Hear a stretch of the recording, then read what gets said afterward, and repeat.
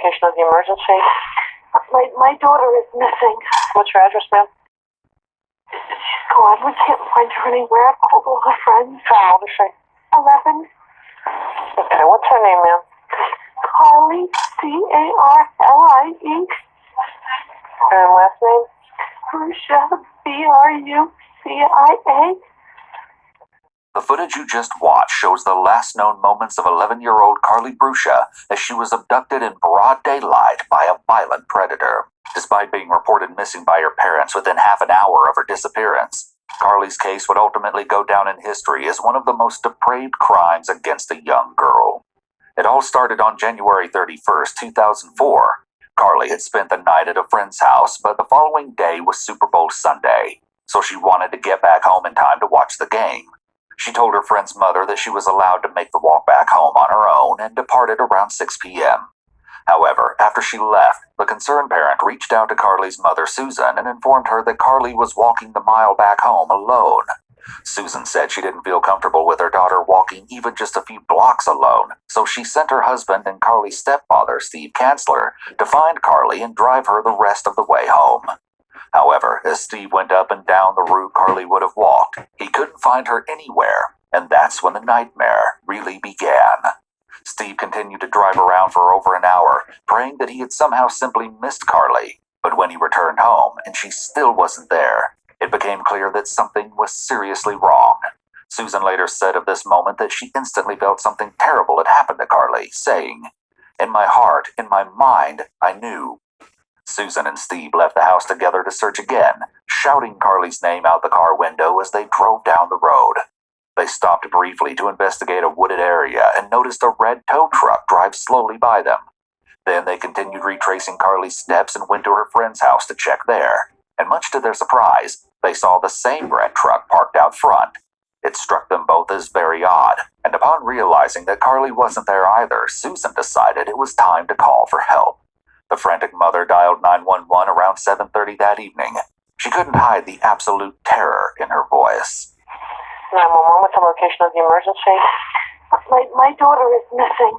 What's your address, ma'am? And your phone number? Okay. Has she been missing before? No, she had a fight with her girlfriend and she decided to walk home. And we've been driving around for about an hour and a half. And it's about an hour and a half walk. She's gone. We can't find her anywhere. I've called all her friends. How old is she? 11. And when was the last time that she was seen? It was at 6 o'clock, Jane. Around 6 o'clock. And she was at a friend's house? Yeah. Okay, what's her name, ma'am? Carly, C-A-R-L-I-E. And last name? Brucia, B-R-U-C-I-A. She's just shy of 5 feet. Okay. Do you know how much she weighs? She's around 120 pounds. Okay, what color hair does she have? Dirty blonde. And what color eyes? Blue. Following the heartbreaking call, police immediately issued a BOLO, or Be on the Lookout alert, for Carly, and searched the surrounding area for 4.5 hours, but found nothing. Meanwhile, Carly's family and friends got to work creating missing persons flyers with her face on them, and they began handing them out the next morning. But something happened during this time that struck a few people as suspicious. Carly's stepfather, Steve, allegedly visited a local equipment rental business to hand out flyers and asked one of the employees if he could purchase drugs in a couple of days after this whole thing blew over. The employee thought it was a very odd thing to say when his stepdaughter was missing, so he contacted the authorities. Detectives also felt that something was off with Steve, so they brought him in for questioning. He stated that he'd been at home the entire time with Susan, which she was able to corroborate. After fully verifying his alibi, he was cleared as a suspect, but Steve did offer them another name, Ron Choquette. Ron was the owner of the red tow truck, and he'd apparently been dating the mother of Carly's friend for 2 months. He was home the night Carly slept over, and at one point, he was the only adult present. So, naturally, Steve informed police about how he'd noticed Ron's red truck driving suspiciously around the area they were searching. Investigators followed up with the lead and spoke with Ron, but he told them he'd left for work before Carly left the residence and that he didn't see anything out of the ordinary. Moreover, his co-workers verified his whereabouts. leading police to rule him out as a suspect in Carly's disappearance. Officers returned to Carly's home the day after her disappearance and spoke with Susan again. She insisted that her daughter had never run away before, and that this behavior was completely out of character. However, statements made by Carly's friend suggested otherwise. She said Carly had been upset the night before and expressed negative feelings about her family several times. Carly also allegedly said to her friend at least once that she didn't want to go home because she had too many responsibilities. This revelation made officers second guess whether or not Carly might have just run away from her friend's house on her own free will. Still, investigators couldn't rule out the possibility that she had met with foul play. So before leaving the residence, they gave Carly's mother some very horrifying instructions. They asked her to contact her daughter's dentist to obtain her dental records, just in case they would be needed to make an identification. The next morning, Carly's classmates arrived at school to find her seat empty, and around the same time, authorities brought in tracking dogs to aid in their search. The dogs followed Carly's scent to the parking lot of Evie's Car Wash, which wasn't part of her expected route home, but was a known shortcut. While the dogs ultimately lost her scent near the back of the building, the company had several surveillance cameras, and what they captured sent a wave of fear through the entire community. The manager of the car wash reviewed the tapes and told police he saw what appeared to be the abduction of a young girl, recorded at around 6:30 p.m. The unknown man walked casually at first, as if he was going to pass by, but at the last moment he took a large step toward her and grabbed her arm. He likely appeared quite threatening, as he was standing directly in front of her and was blocking her escape. She likely felt terrified and panicked, and it's possible that he told her that everything would be okay if she did everything that he said. As a general rule for abduction situations, it's safer to put up a big fight early on. The abductor is likely looking for an easy target. If someone is fighting against them and screaming, the abductor may be afraid of attracting too much attention, so they retreat. You can teach your children that if they're alone and approached by a stranger who's trying to get them to go somewhere, they need to be as loud as they can and try to get away before they get into a vehicle with that person. Once they're alone in a car with someone, that person has complete power and will likely take the child to a secluded location where they are familiar with the surroundings, so it will be much more difficult to escape. An abductor may try to persuade a child to come willingly by claiming that as long as they do what they're told, they won't be harmed. Or they may tell the child that they will take them to their parent, or that their mom asked them to pick the child up.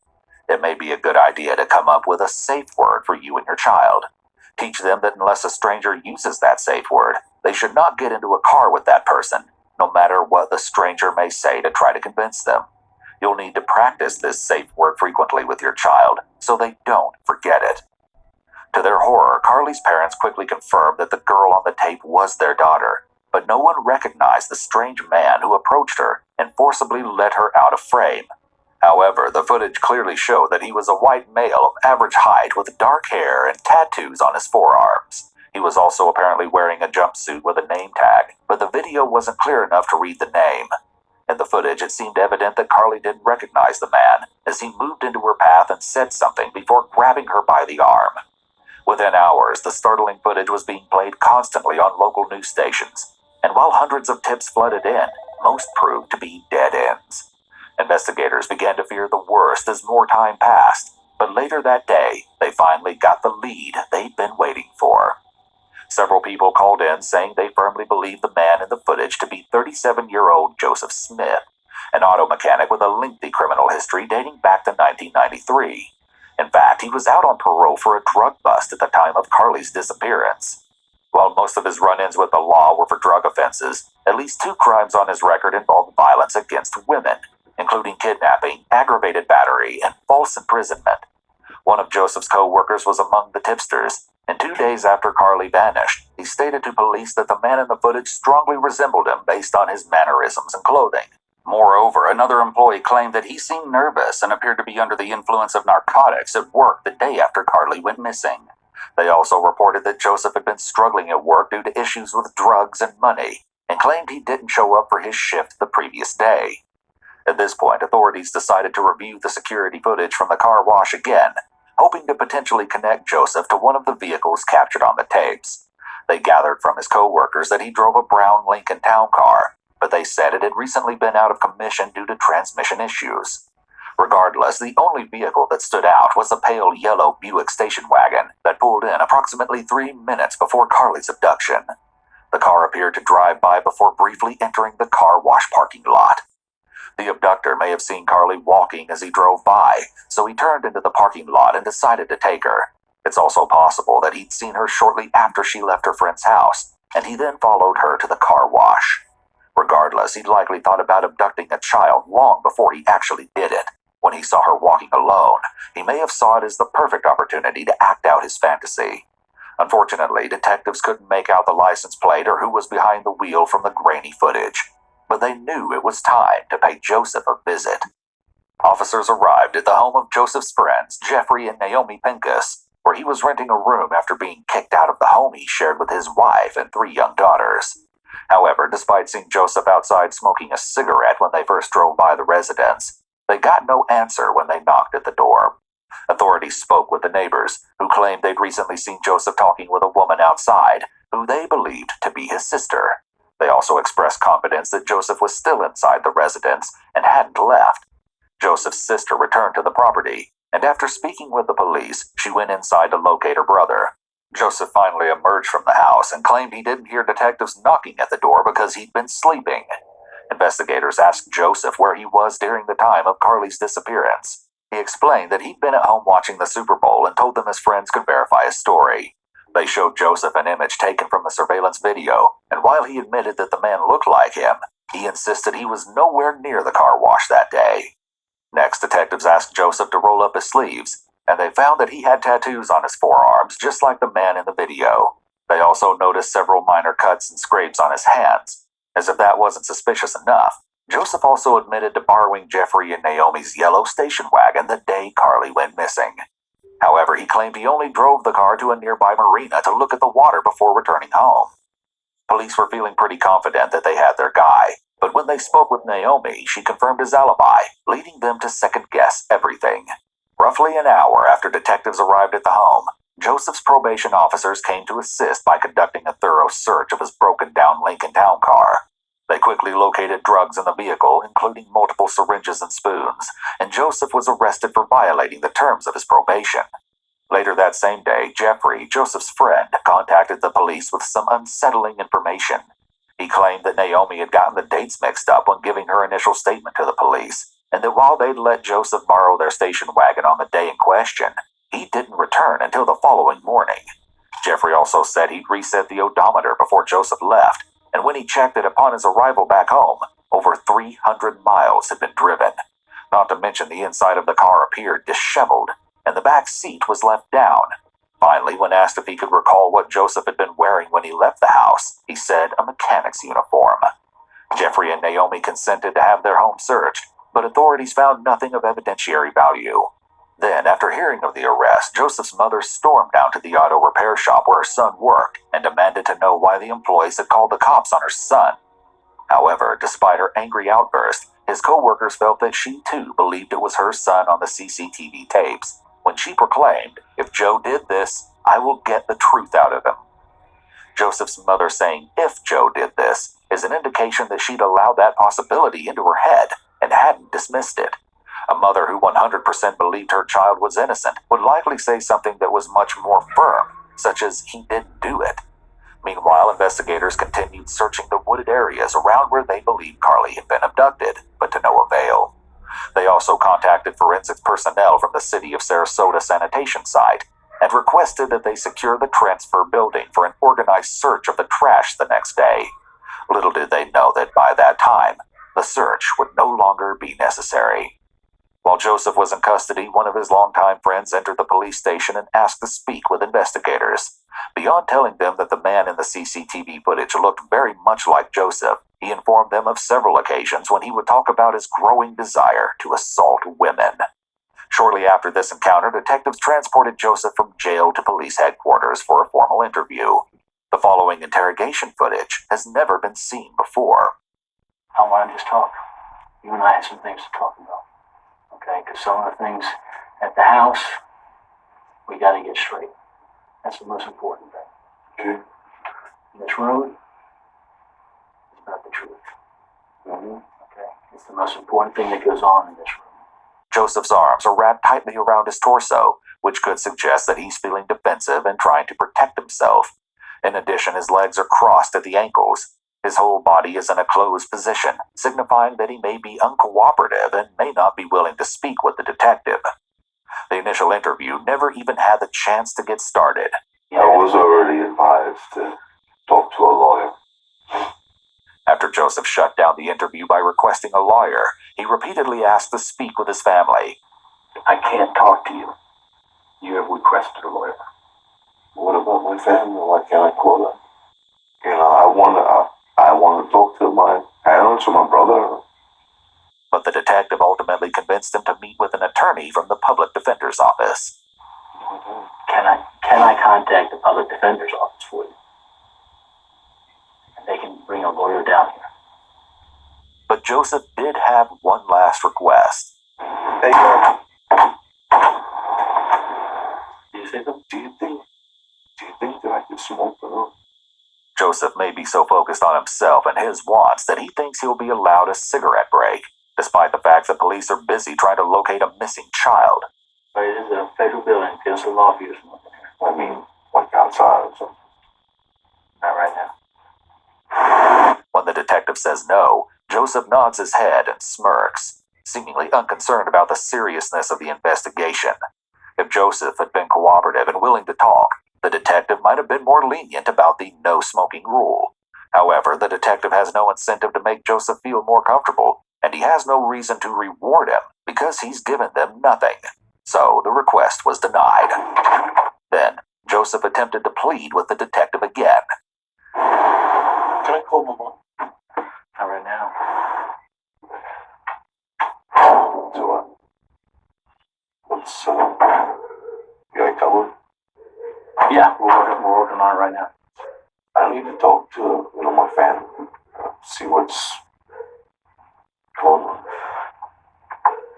It's understandable that Joseph wanted to talk to his family, as he likely wanted to get their advice on what he should do, or so he could explain to them what happened. Joseph was eventually transported back to jail, where he finally got to call his brother John, and what he said to him confirmed everyone's worst fears. On February 5th, 5 days after Carly disappeared, John contacted authorities and asked them to meet at his residence.